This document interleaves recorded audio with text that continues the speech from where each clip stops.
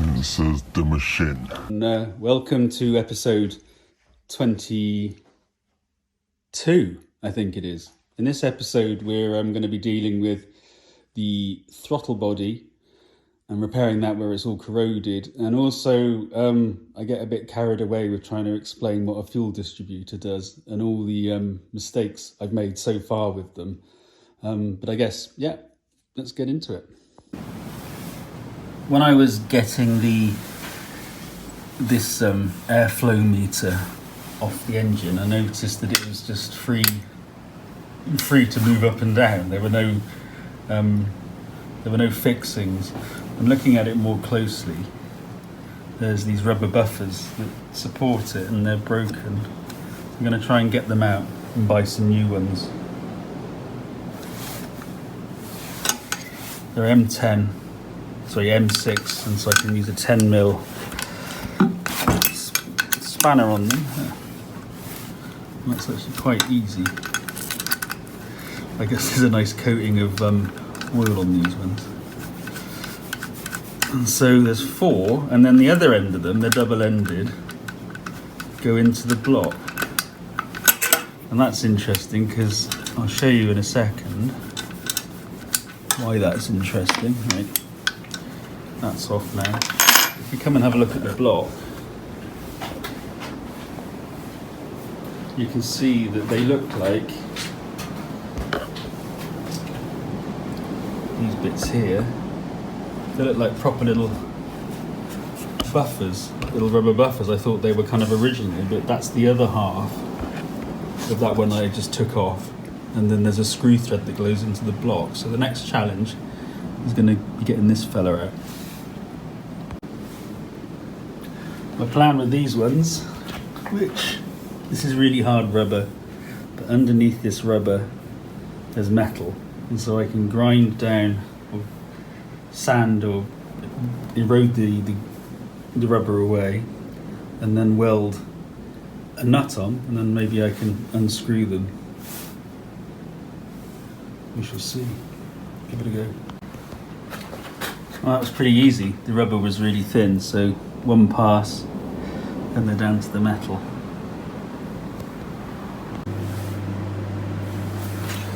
Right.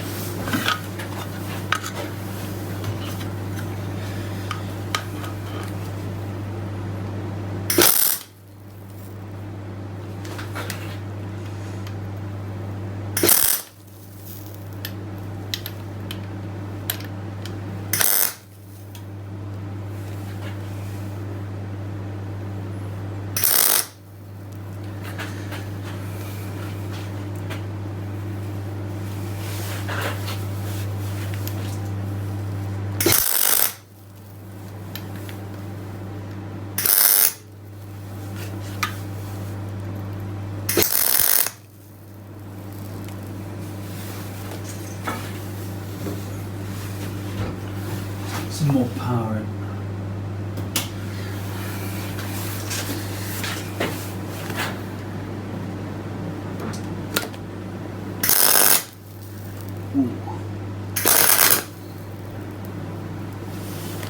I wonder if that will work.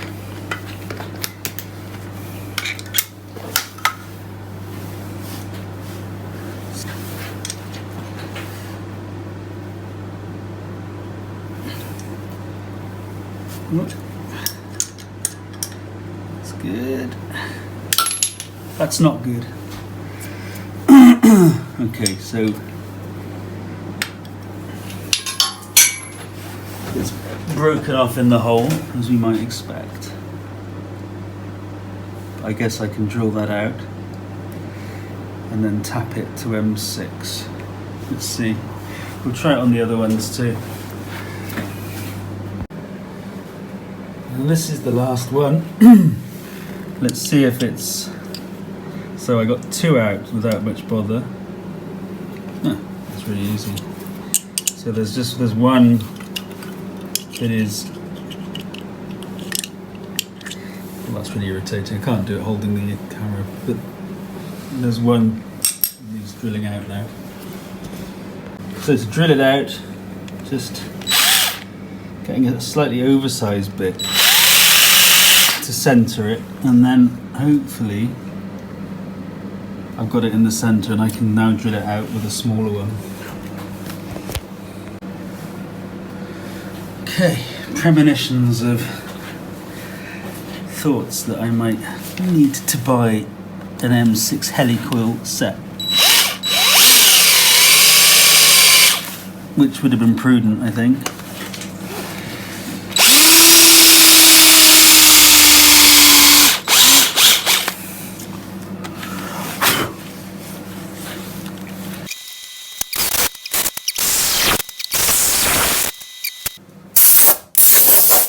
Before I put anything more onto this, I'm going to turn it upside down and try and get all these bits of metal out, which is annoying. New rubber buffers. These should do for both the fuel distributor intake manifold and also on these fellas to secure the fuel pump and filter. The only thing that's different is that these are a bit longer, they're 3mm longer than the original ones. Let's see. It doesn't harm to have a bit of a longer thread because some of these threads are worn out. And last one, remember, I tried to drill out, well I helicoiled it. That's interesting. Maybe I need to... Yeah. Maybe I need to get the tool in again. Let's try this one.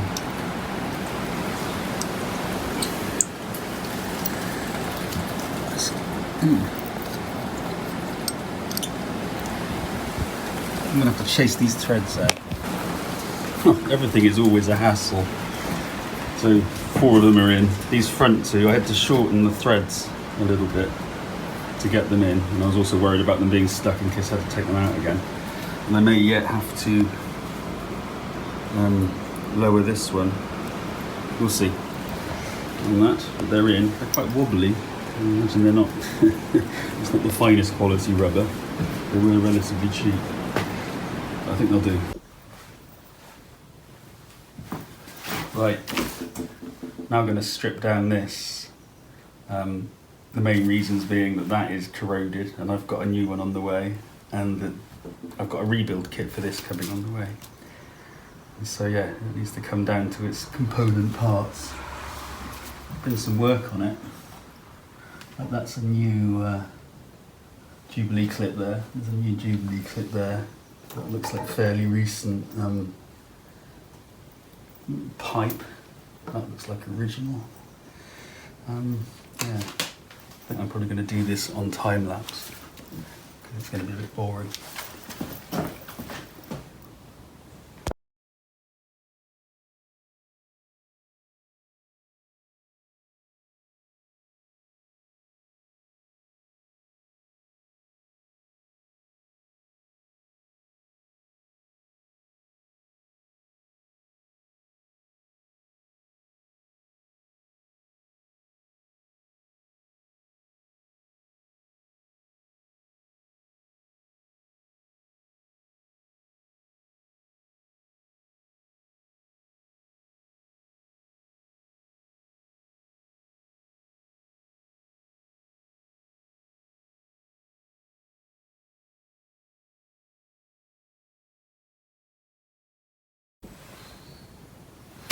Okay, so we've got all the pipes off, got the mounting screws off. Just going to see if I can now get the assembly off.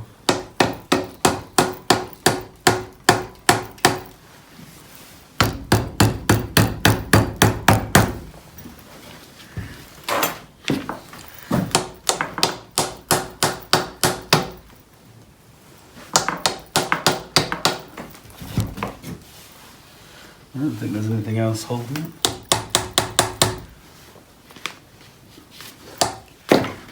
Maybe a bit of persuasion.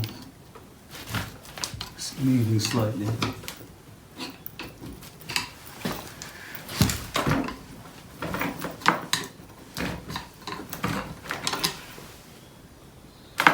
I can see air.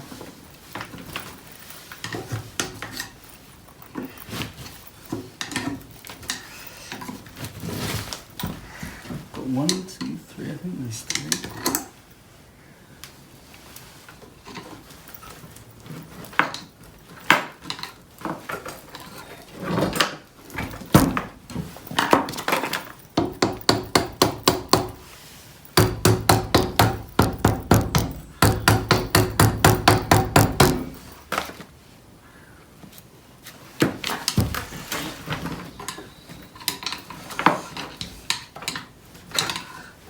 Getting looser.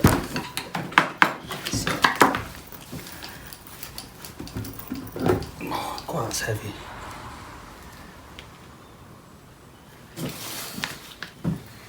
There's the plunger, I guess. Some sealant paper.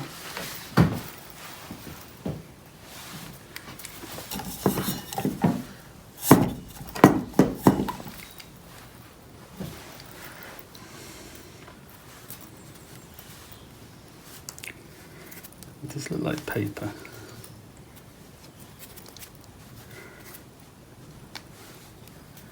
All that is.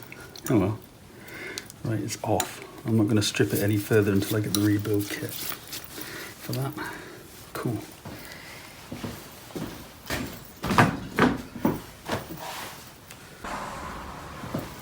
Okay. All the nuts should be off. I should just be able to now separate the two halves.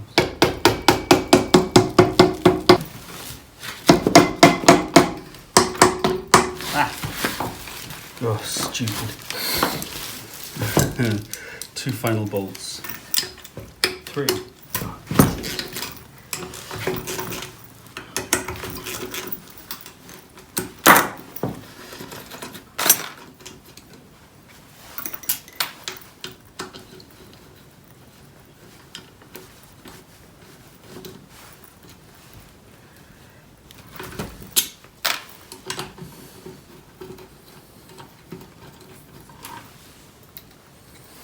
Okay, should, there we go.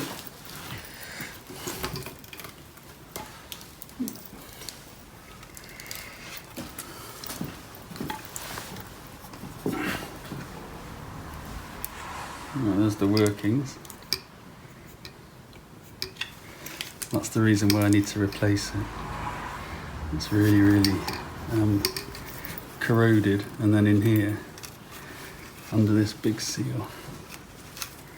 Yeah, it's rusted kind of through. Yeah, so a new one of these required, which I've got coming.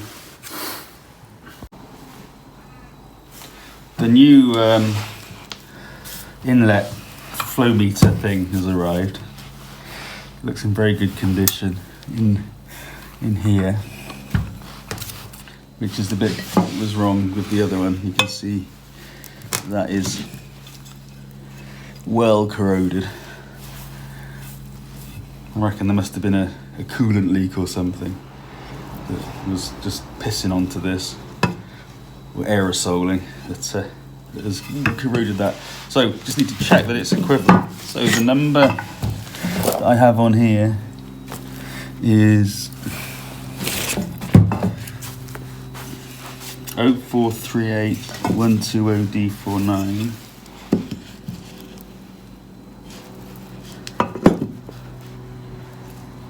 Oh 0438120049. It's the same. It's just got a different one. This was an earlier one, I guess. It's got a lower number, but I think they're equivalent, which is great. So the decision is,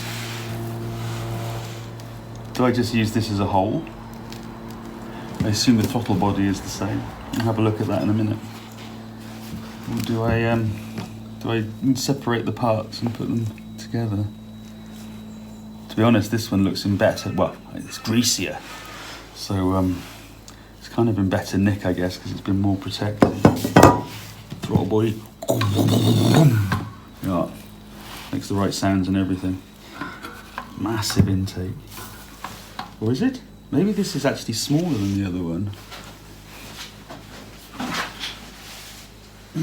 Yes. That's interesting. So this one is obviously, I think, from a 4.7. And then this throttle body, they look the same size now. I'm going to double check this. Where's the number?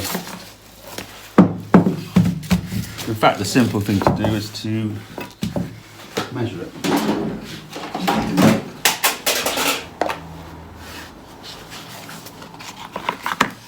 So, roughly speaking, internal diameter of this one is 72.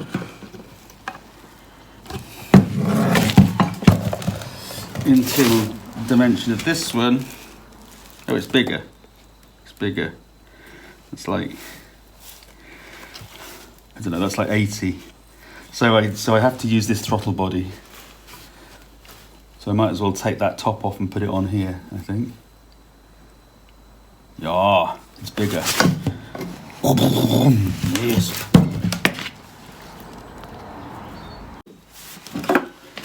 And after all that, here's the prize. A new mass airflow sensory thing. Just needs a bit of a clean. But other than that, it's in way, way better condition. It does need a new seal. That's annoying. That's not annoying, it's expected. That one's cracked just like the old one. So, yeah, great. Oh, I do have to use the original. This one has got another pipe here, which is missing on this one. So I've got to use this one. This one incidentally was 77. This one's 81. Time to put the whole airflow throttle body thing together again. So in the gasket kit, I've got a new gasket to go between the old mounting thing here and then the new second-hand mass detector, and then the original throttle body, which is significantly bigger than the one that came with it, so I presume that other one is for a 4.5. Clean that and all the holes. I haven't disassembled it because it seems to be working fine. And in the kit there's a new O-ring.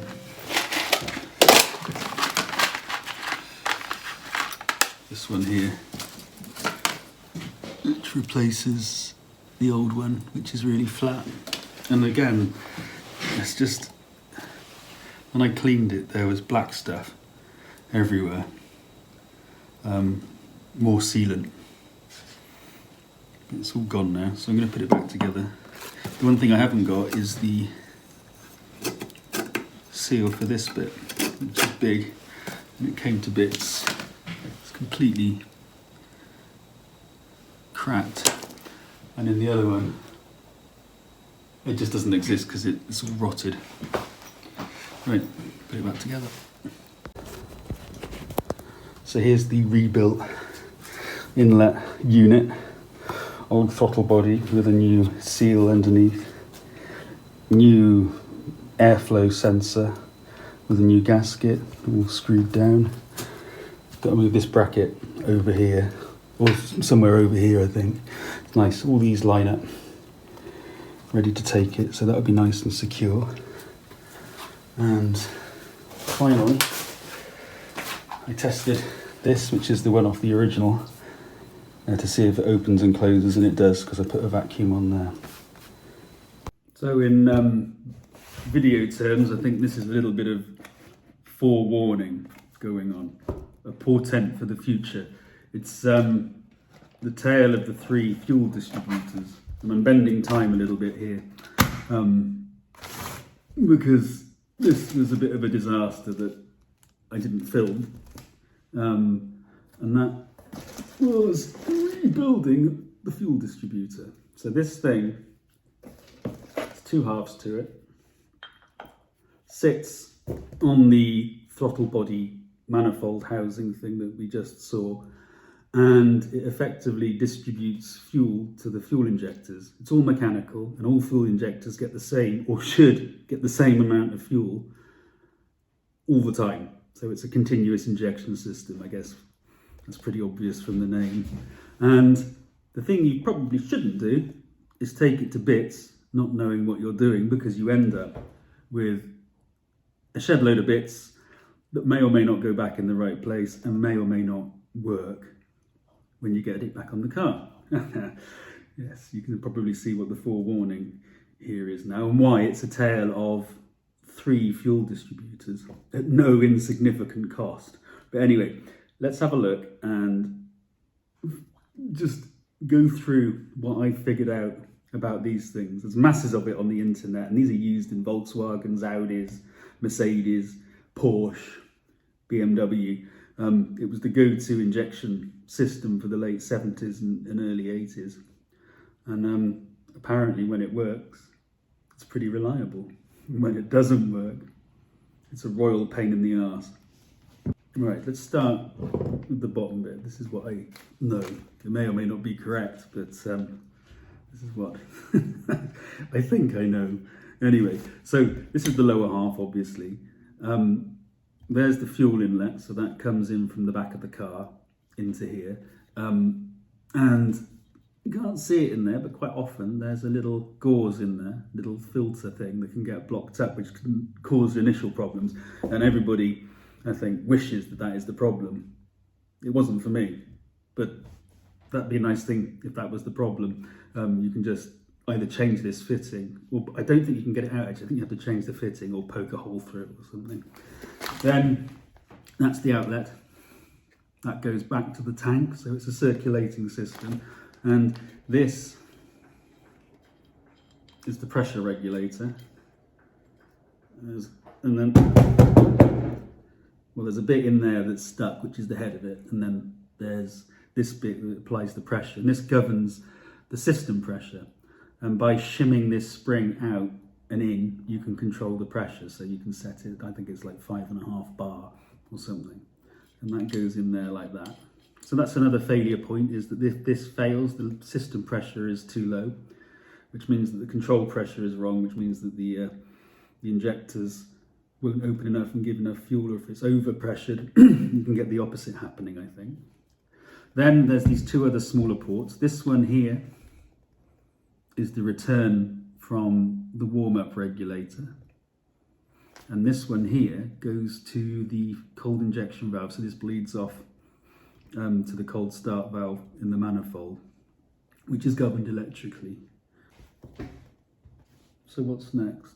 Okay, so this thing is separated from the top half by a diaphragm, stainless steel diaphragm. Now when they come from the factory, they look like there's no sealant or anything on there, so these are precision lapped or honed, or whatever the phrase is, surfaces, and they should bolt together with this essentially non-compressible gasket between and not leaking. Yes, that's yeah, not leaking.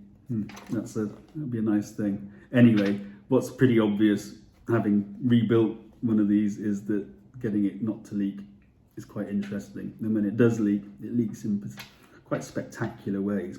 Anyway, but this diaphragm goes on here, and then critically, you can't see it, I think, on this, but there is a tiny, tiny bleed hole. You can just about see it there. It goes here, and that must go over the hole in here.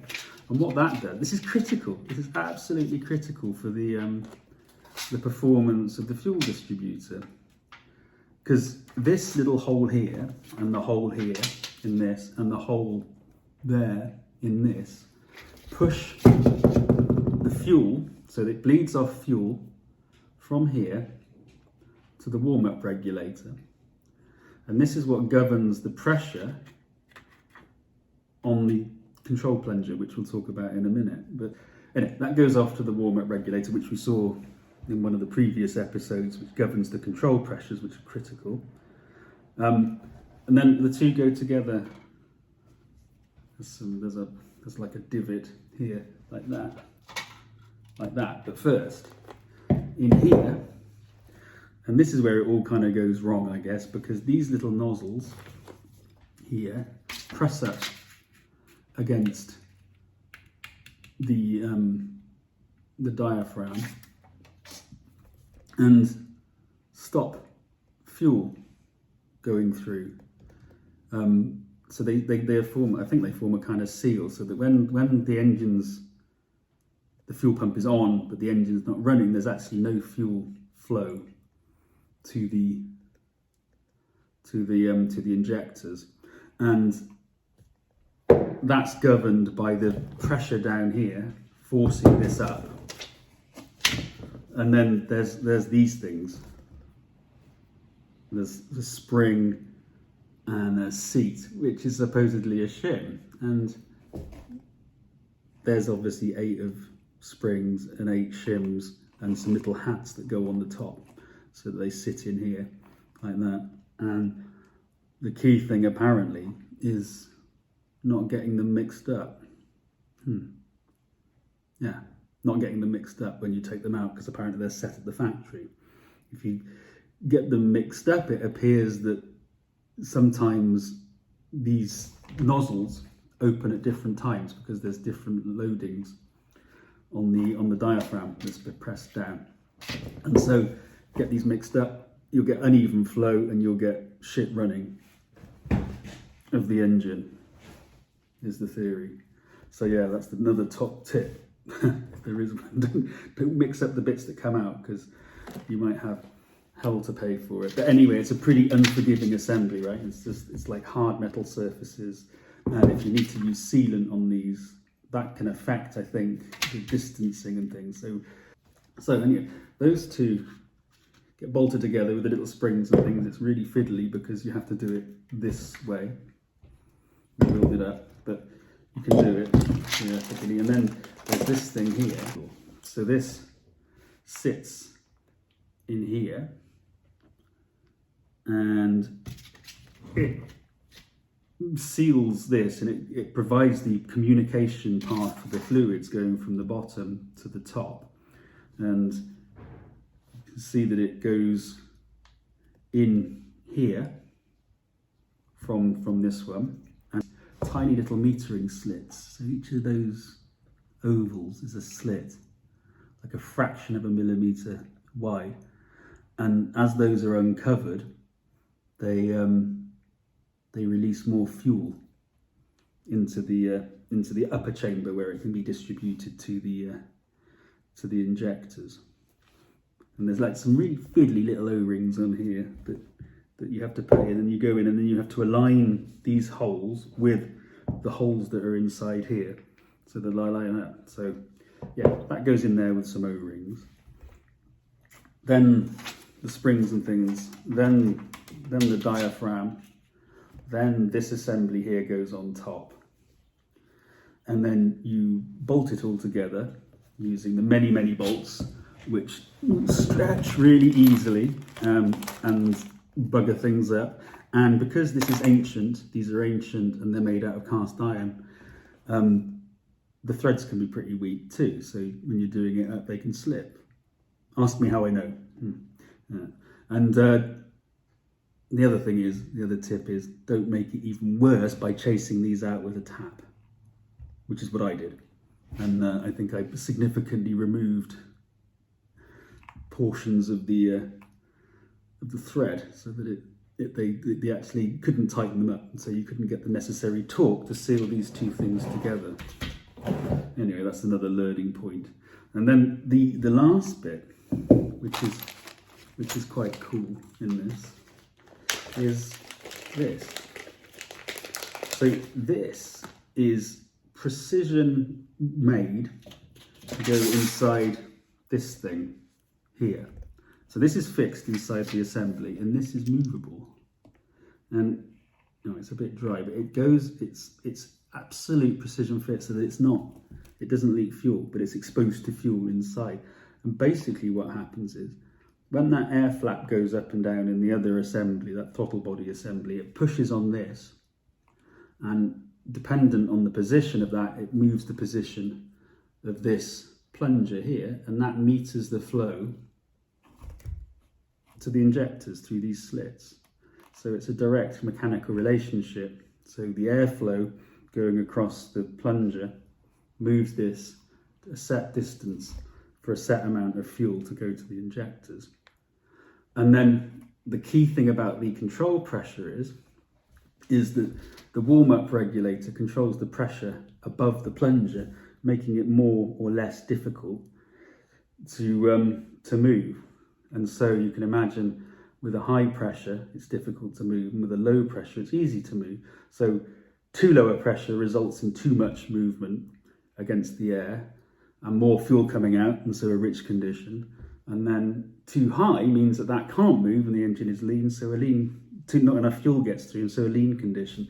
And so that's why the control pressure is super sensitive on these, and you need some proper gauges, I guess, to set it. Anyway, all this much I've learned. It's not something that you can bodge easily, as I've demonstrated, because I've got one here, because I've got another one here, which, yes, and you can see master bodge here on this one, which did actually kind of work, but we'll get into that in a later video, because there's all sorts of trials and tribulations in terms of other things that are wrong with this. But anyway, yeah, so I've got two here, and there might be another one lurking somewhere else, hence the tale of 3 distributors. But anyway, so enough of that. Oh, I've got a leak. I've got a leak.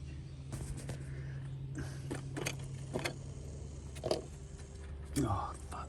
Well, if you sat through that, thanks for watching.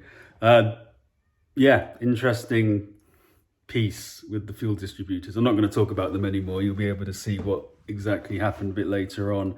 And I guess next episode 23, we'll be looking at more of the fuel system, working from the back of the car, I think. I keep saying we're getting close to running, and I think we are, but then there's always something else to be done. It's relentless. It's relentless, because after the fuel, of course, there's the ignition system and everything in between. Yeah, anyway, thanks for watching.